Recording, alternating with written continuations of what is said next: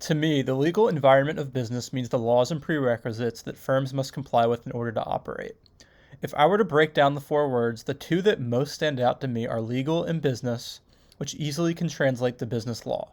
Whether it be a company having to comply with laws that keep employees safe or the federal regulations that they must abide by, it is important for companies to focus on this. It's extremely important for firms to understand the legal environment before proceeding with important company decisions. While it may be easy for firms to think ahead and consider the profits that they might reap, they must understand if their actions are actually legal.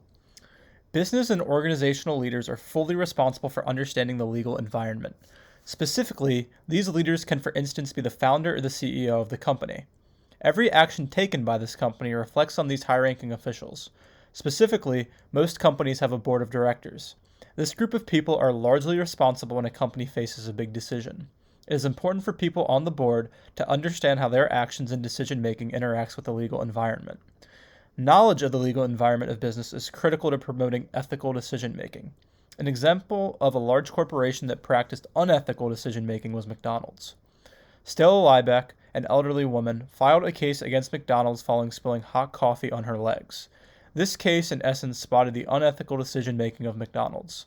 The company continuously served their customers coffee that was hot enough to cause severe skin damage. It was extremely unethical for them to continue this practice, knowing the customers had already suffered injuries. It was not until Stella Liebeck came along that this came back to burn them. Had they been aware of what a negligent tort was, they likely would have realized that they could end up being liable for damages as they were for the Liebeck case. In this case specifically, I found it interesting that a big corporation like McDonald's was not promoting ethical decision making. Unethical decisions like this lead to financial losses for McDonald's, which is critical to them as a company. Another firm that we can look to is Theranos. Elizabeth Holmes and Sunny Balwani continually implicated unethical decision making skills when making decisions regarding their company. When employees attempted to point out that Theranos equipment did not work properly, company leadership verbally threatened these workers. This type of behavior displayed fits the description of an unhealthy working environment. Theranos also operated in an unethical manner by making choices that affected the livelihood of others. I found it important that as Theranos began to collapse and its leaders faced jail time, Elizabeth Holmes believed she had done nothing wrong. Considering that she intentionally misled the public and investors, this obviously was incorrect thinking on her part. However, my main takeaway being that if she had a better understanding of what her actions could lead to, perhaps she operates in a different manner. Lastly, I want to talk about intellectual property and how having a good understanding of it allows companies to be ethical. As defined earlier, the legal environment of business to me translates to business law. Businesses have rights that protect them, which include intellectual property. One example would be a patent. When COVID 19 hit the United States a few years ago, healthcare companies such as Pfizer and Moderna quickly began working on making a vaccine.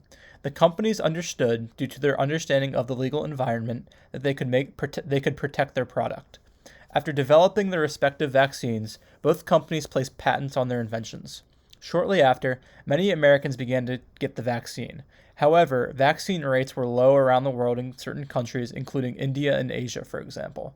Ethically, both companies made a decision due to their intellectual property rights to allow countries with lower vaccination rates to get the formula for the vaccine. Having an understanding of their intellectual property rights allowed Pfizer and Moderna to make an ethically good decision to ensure that more people around the world had access to the COVID 19 vaccine. Understanding the legal environment of business is crucial in further advancing our company and succeeding in fulfilling our mission. First, starting with our mission. This mission not only indicates what we attempt to do as a company, but it also includes our duty to our employees. To me, it is extremely important that we create a workplace where our employees are well cared for and have all the resources they need.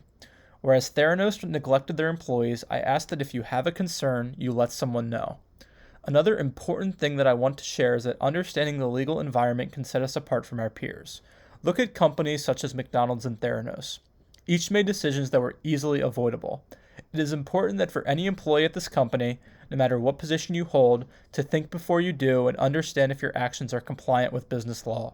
As we operate in a market that has lots of competitors, the company that has a better understanding of the legal environment could go on to be more successful. To conclude, I want to emphasize that understanding the legal environment should be used to our advantage. With how many intelligent minds walk into this building every day, focusing on protecting our intellectual property as Pfizer and Moderna did is vital. I want employees here to be and feel rewarded for their hard work. Seeing what we create here go out to the general public will help our company grow to its greatest potential.